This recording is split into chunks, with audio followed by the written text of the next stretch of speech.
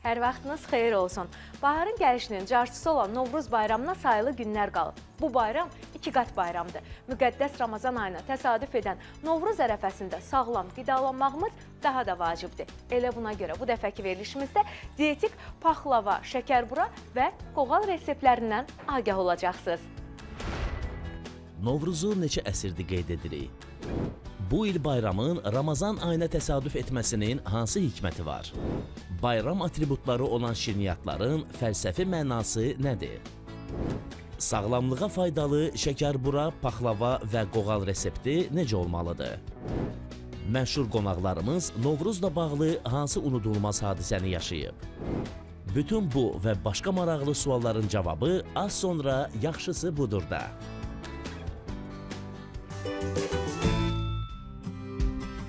Bəzi mənbələrdə milli bayramımızın tarixi müxtəlif rəqəmlərlə göstərilir. Əcdadlarımızın Qobustan qaya rəsmlərində nəqş etdiyi günəşi qarşılama mərasiminin arxaik ritual təsvirlərinə görə nəticə çıxarsaq, Azərbaycanda Novruz bayramı düz 12 min ildir ki, öz təmtərağı ilə keçirilir. Novruz bayramının ən gözəl ənənələrindən biri də birlik bərabərliyidir. Və bu birlik bərabərlikdə demək ki, insanlar toplaşardılar. Ən çox qadınların burada rolu çoxdur. Qadınlar toplaşardılar bir evə, qohum evlərinə. Bir gün birinə şirniyyat bişirərdilər, bir gün başqa birinə şirniyyat bişirərdilər və ən gözəl ənənələrindən də biri bugün Qərb bölgəsində o məncə qorunub saxlanır, ərişdə kəsilməsi var idi. Ərişdələr xüsusi olaraq Novruz bayramında aşların, plovların bişirilməsi üçün kəsərdilər. Buna qadınlar bir yerdə bərabər şəkildə əmək göstərərdilər. Təmizlik işlərində hətta, məsələn, nənə-babalarının evinə gedərdilər, qız gəlinlər o evləri təmizləyərdilər. Çünki Novruz başdan ayağa təmizlikdir, paklıqdır. Bu ilki Novruz bayramının Ramazan ayına təsadüf etməsinin də bir hikməti var. Bildiyiniz kimi Ramazan sözünün mənası yandırmaq deməkdir. Yəni, günahlarımızı yandırmaq. Novruz tonqallarında günahlarımızı yandırmaq, həmçinin Ramazanın müsbət keyfiyyəti olan bölüşmək və paylaşmaq da bu il bizə qismət olacaq.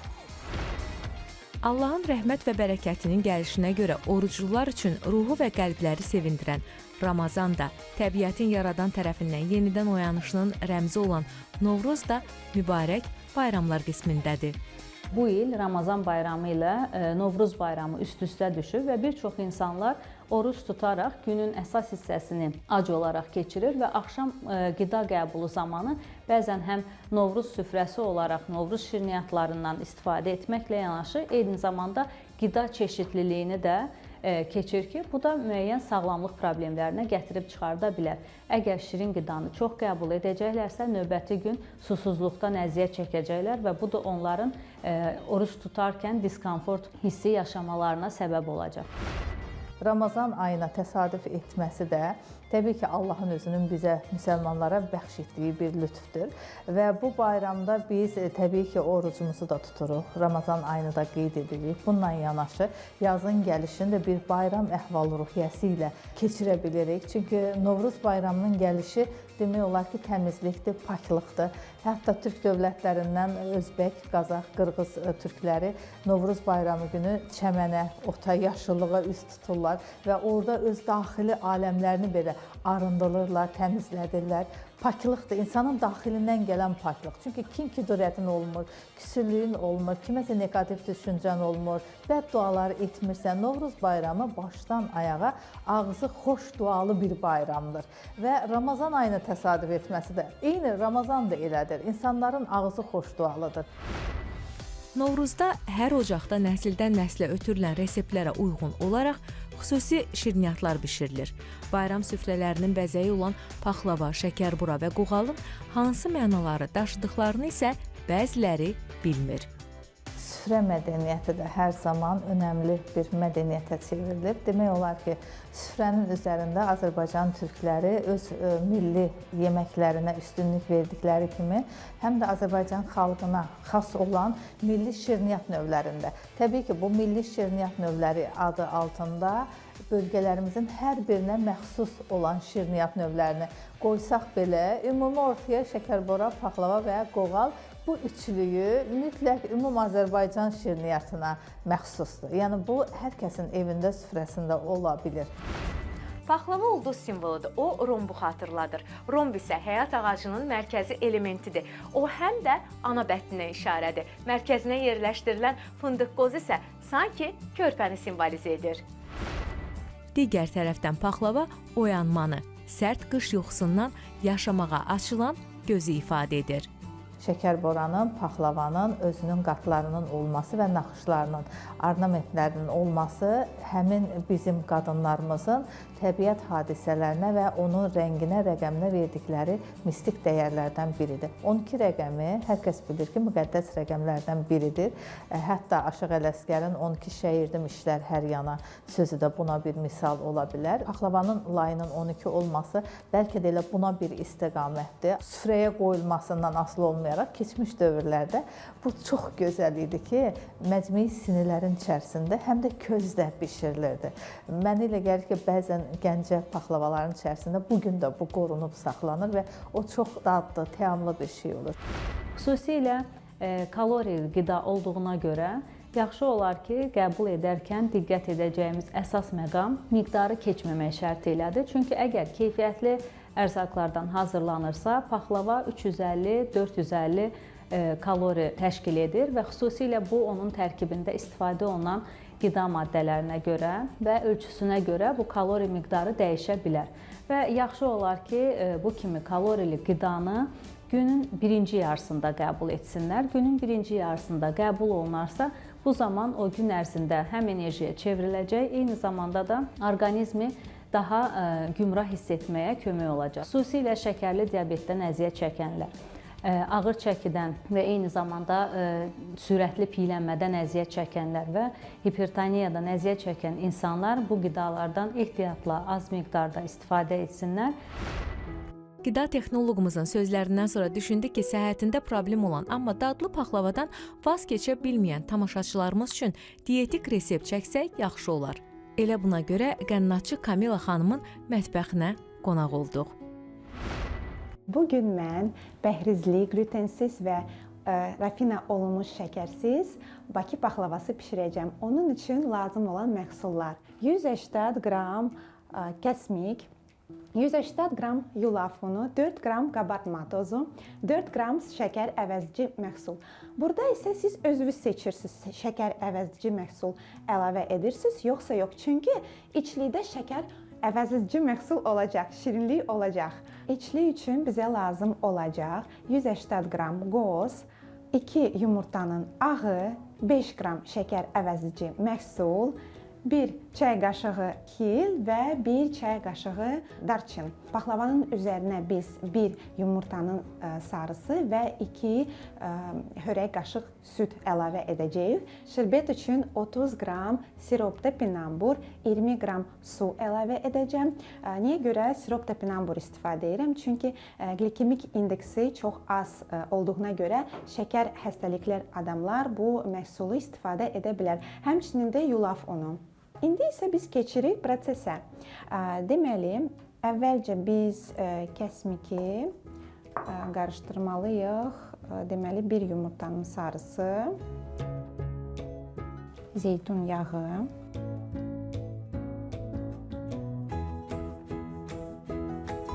unu da əlavə etdik, qabarma tozu, bir də ki, şəkər əvəzici məhsul. İndi bu həmiri biz yaxşıca qarışdırmalıyıq.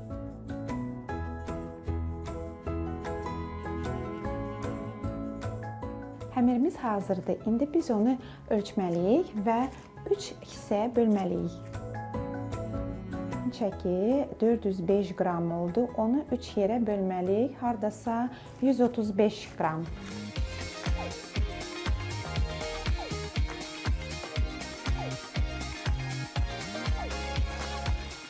Deməli, bizdə 3 hissə 135 qramdan alındı. İndi biz keçirik içliyə. İçli üçün biz qozu yumalıyıq. Mən qozu yumuşam, qurutmuşam. İndi qorulayacağam və ondan sonra blenderdən keçirdəcəm. Qoz qovruldu. Biraz soymağa qoymalıyıq. İçli üçün 2 yumurtanın ağı qatı formaya qədər miksirlə qarışdırıram. Yumurtanın ağı, bir də şəkər, əvəzici məhsul 4 qram. Bu məhsul mütləq olmalıdır. Nəyə görə mən bu üsuldan istifadə edirəm ki, şirniyyat daha dadlı olsun. Qozu çəkməliyik blenderdən. İçliyimiz də hazır oldu. Biz qozu yumurtanın ağısı ilə qarışdırırıq. Sonra ədviyyatlar əlavə edəcəyik.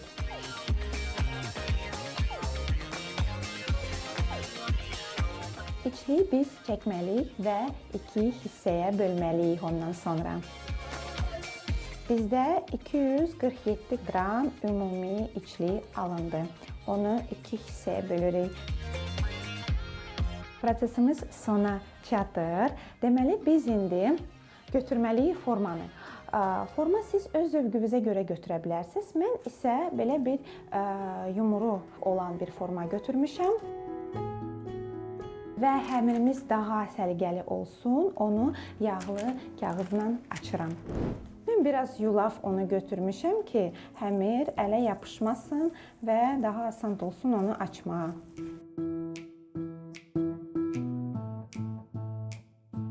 Birinci hissə hazır oldu. İndi isə içliyindən birinci hissəni doldururuq.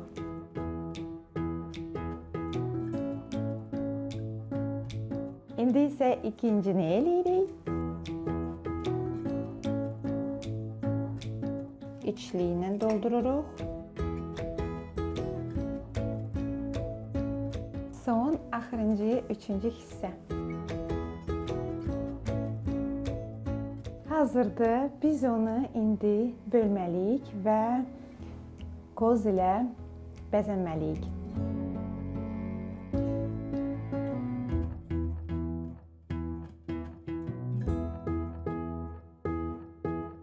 Yumurtanın sarısı və südü qarışdırırıq və baklavanın üstünə çəkirik.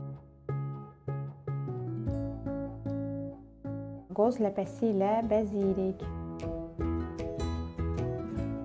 Ənənəvi baklavada şərbeti bişəndən sonra əlavə edirlər. Bu baklava pəhriz olduğuna görə fərq etməz. Mən isə onu əvvəlcədən əlavə edəcəm.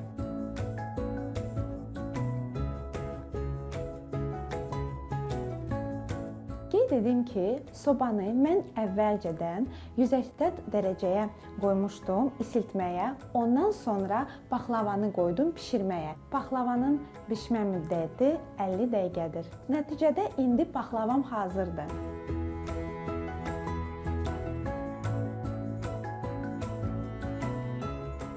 Dietik Bakı baklavamız hazırdır. Siz də hazırlaya bilərsiniz. Nuş olsun.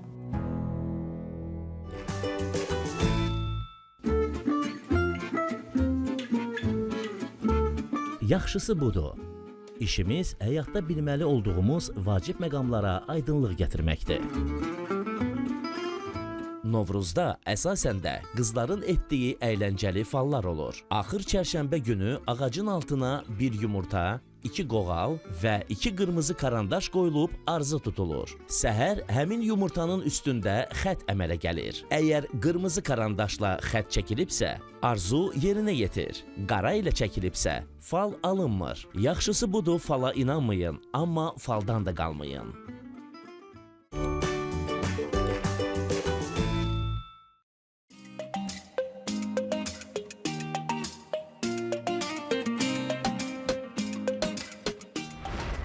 Bu dəfəki verilişimizin məşhur qonaq rubrikasında Akademik Opera və Balet Teatrının solistləri Tərəqqi medallı Aytən Məhərrəmova və əməkdar artist Arzu Əliyevadır qonaqlarımız. Xoş gəlmisiniz xanımlar, necəsiz? Çox sağ olun, xoş gününüz olsun. Qarşıdan gələn Novruz bayramı münasibətilə hər ikinizi təbrik edirəm. Neçə gözəl illərə, neçə gözəl bayramlara. Biz də sizi təbrik edirik, verilişiniz vasitəsilə tamaşaçılarımızı təbrik edirik.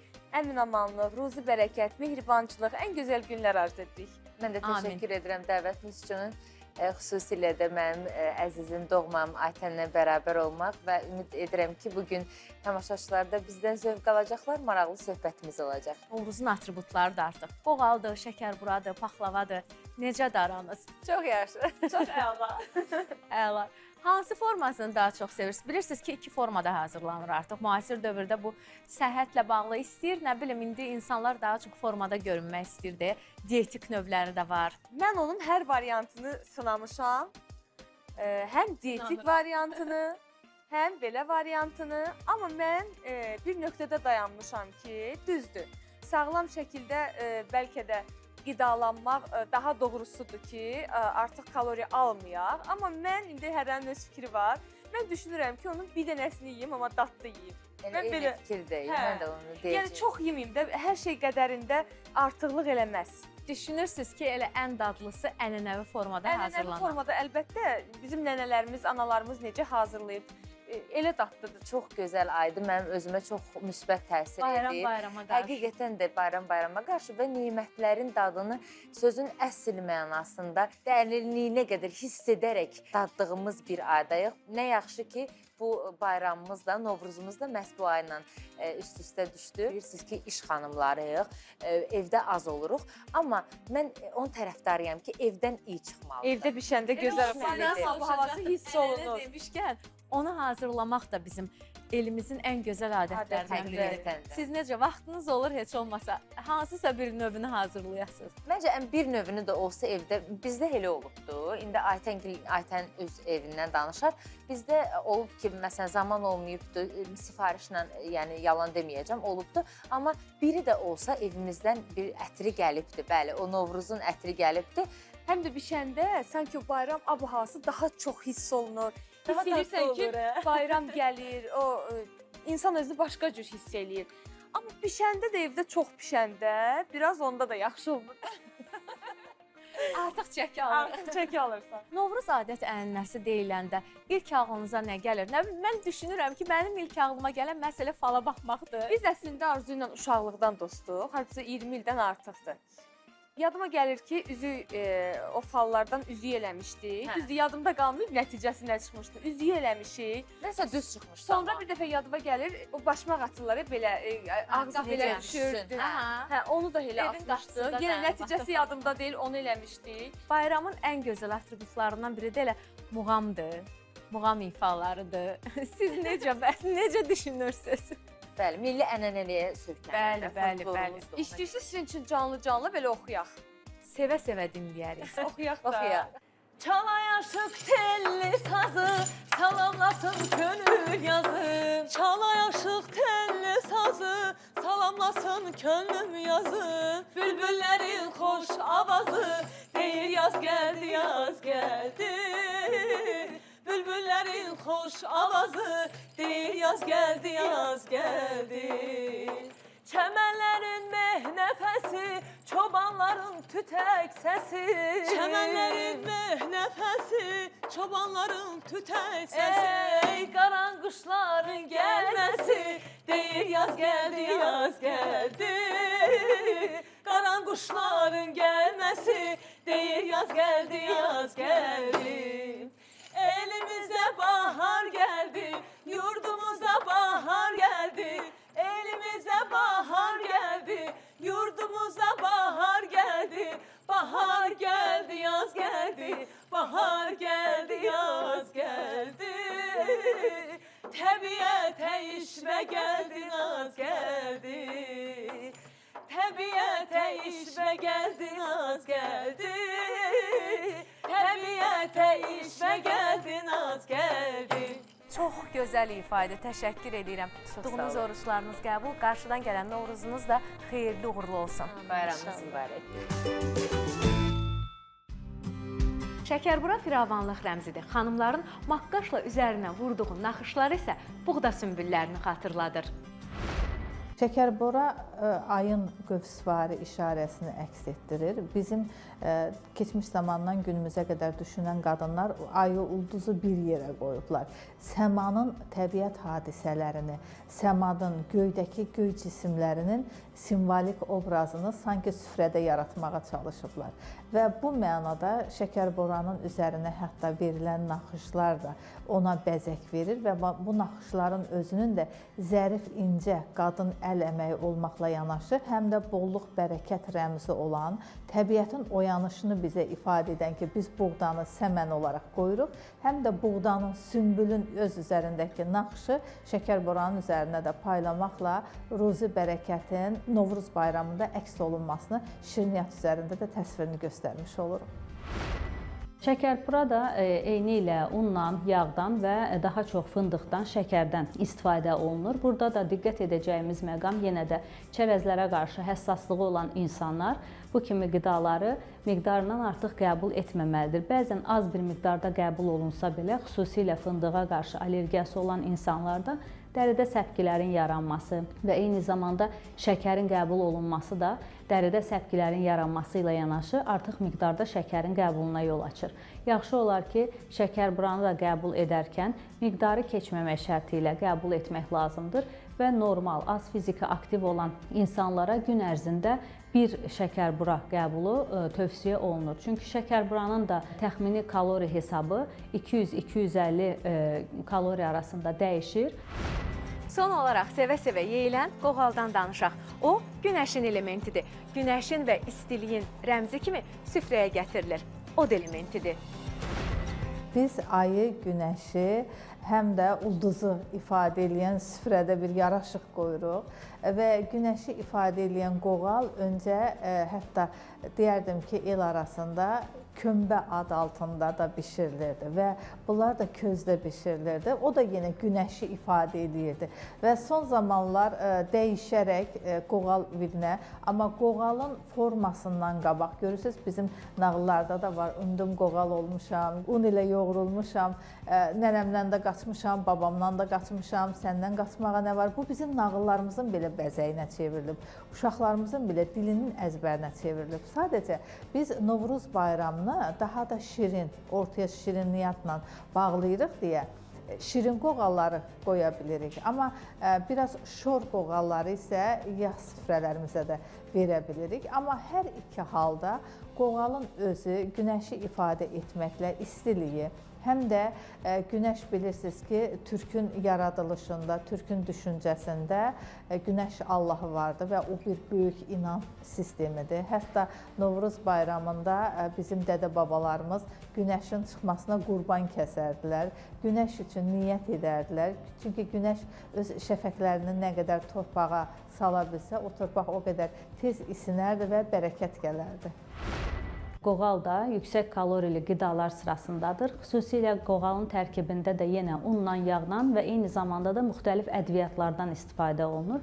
Bəzən olur ki, insanlar gün ərzində onun sadəcə kalorisini hesablayırlar ki, bunun da təxminən standart ölçülərinə görə kalorisini götürsək, 300-350 kalori təşkil edir. Əsasən karbohidrat tərkiblidir. Mütləq şəkildə gün ərzində bu kimi qidaları qəbul etməklə yanaşı, eyni zamanda mövsümü yerli meyvə-tərəvəzlərdən də istifadə etmək lazımdır. Çünki çox miqdarda qəbul olunan karbohidrat tərkibli şirniyyatlar, un məmulatları mədə-bağırsaq sistemində həzmin pozulmasına və eyni zamanda da bağırsaq mikroflorasının pozulmasına gətirib çıxardır. Qoğalı qəbul etdiyi gündə bir yeməyi ilə qoğalla əvəzləşdirməsi daha məqsədə uyğun olar. Şəkərbura və qoğal hazırlayan qənnatçılarımızın bu aralar bayram ərəfəsi olduğu üçün zamanı olmadı deyə biz çəkiliş edə bilmədik. Amma hər iki şirniyyat növünün reseptlərini aldıq. Odur ki, diqqətli izləyin.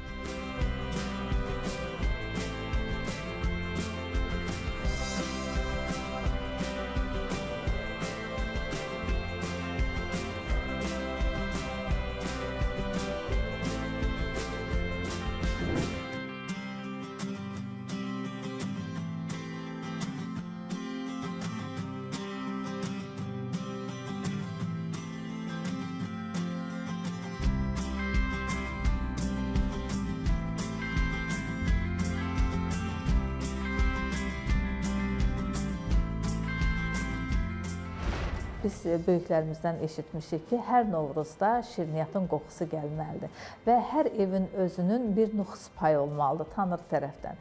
Evlərinizdə azacıq da olsa şirniyyatlardan bişirəsiniz ki, onun gözəl təravətli qoxusu bütün evlərinizi və ailələrinizi bürüsün. Və bununla yanaşı mən bütün analarımıza əliniz gözəl şirniyyat xəmirli elçiklər qarşılayasınız qızlarımız üçün. Oğlanlarımız həm də sevgi bayramıdır, Novruz bayramı. Arzu diləkləriniz çil olsun, bayramınız mübarək olsun, qazanınız qaynar olsun, əziz xalqımız, ocağınız gür yansın.